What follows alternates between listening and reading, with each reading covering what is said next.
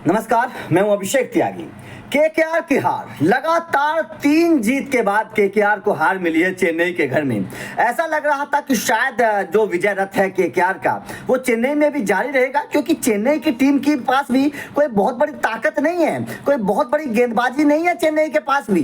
लेकिन उसके बावजूद केकेआर हार गई, उसके बावजूद केकेआर की रणनीति फेल हो गई, उसके बावजूद केकेआर को हार का सामना करना पड़ा। अब केकेआर की हार की जो सबसे बड़ी वजह है उसको लेकर बवाल मचा हुआ है। केकेआर में तख्ता पलट होने वाला है। चेन्नई से हार के बाद केकेआर में कह सकते हैं कि बहुत बड़ा बदलाव के एक संकेत मिलने लगे हैं और खबर बहुत बड़ी आई है केकेआर के अंदर से। तो चलिए आपको केकेआर के अंदर से तख्ता पलट की जो खबर है वो पूरी खबर आप लोगों को बता देता हूं, ताकि आप लोग समझ जाएं कि आखिर केकेआर में ऑक्शन के बाद से अभी तक जो एक गलती की बात हो रही थी वो गलती क्या है और उसका सुधार अब कैसे करने वाले हैं किंग खान। दरअसल आप लोगों ने देखा कि चेन्नई के खिलाफ भी शुरुआत में सुनील नरेन की बल्लेबाजी अच्छी रही थी, अंग्रेज रघुवंशी ने अच्छी शुरुआत दी थी, लेकिन उसके बाद क्या हुआ, उसके बाद खेल हो गया। ना श्रेयस अय्यर चल पाए, ना वेंकटेश अय्यर चल पाए, बड़ी पारी नहीं खेल पाया कोई भी। रिंकू सिंह, रसल वसल सब फेल हो गए और कोई बेहतर रन स्कोर नहीं बना पाया। जो उम्मीद थी कि 160-70 बना पाएंगे वो नहीं बना पाए और केकेआर पूरी तरीके से बल्लेबाजी ध्वस्त हो गई। जो बल्लेबाजी 200 से ज्यादा रन बना रही थी, जो बल्लेबाजी आईपीएल 2024 में दूसरे नंबर की बल्लेबाजी थी रन बनाने में, वो बल्लेबाजी 130-35 पर ढेर हो गई। तो सवाल ये खड़े हो रहे हैं कि आखिर क्या हुआ।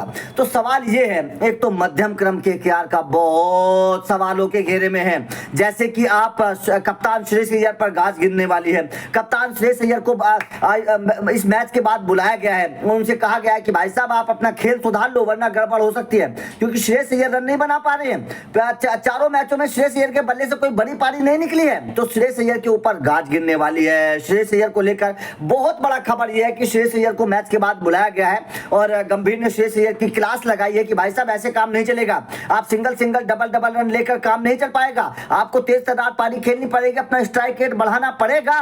श्रेयस अय्यर का यह सवाल सबसे बड़ा श्रेयस अय्यर के सामने उठाया गया। उसके बाद में दूसरा खिलाड़ी भाई साहब कौन है, दूसरा खिलाड़ी है मिचेल स्टार्क। भैया इतना मोटा रकम दे दिया मिचेल स्टार्क, 24 करोड़ रुपया आप लूट कर ले गए और समझ में नहीं आ रहा है भैया, कम से कम सीजन में 24 विकेट तो ले लो। 24 करोड़ रुपए आपने ले लिए हैं, आप विकेट लेते नहीं हो, रन इतने लुटा देते हो कि भाई साहब टीम के ऊपर प्रेशर पड़ जाता है। विपक्षी गेंदबाज समझ नहीं पाते हैं बल्लेबाज की भाई साहब क्या करें। तो सबसे बड़े सवाल ये है, दो खिलाड़ियों पर सबसे बड़ा सवाल है। खबर है कि मैच के बाद इन दोनों खिलाड़ियों की क्लास लगाई गई है।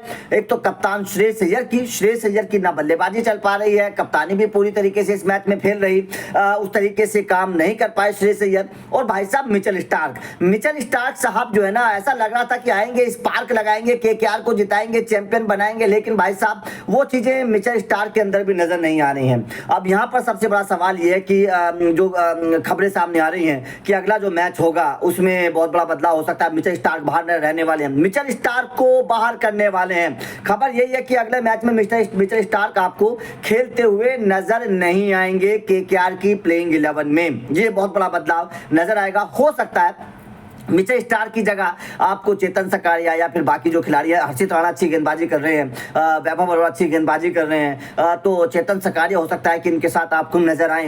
तो ये चीजें आपको नजर आ सकती हैं।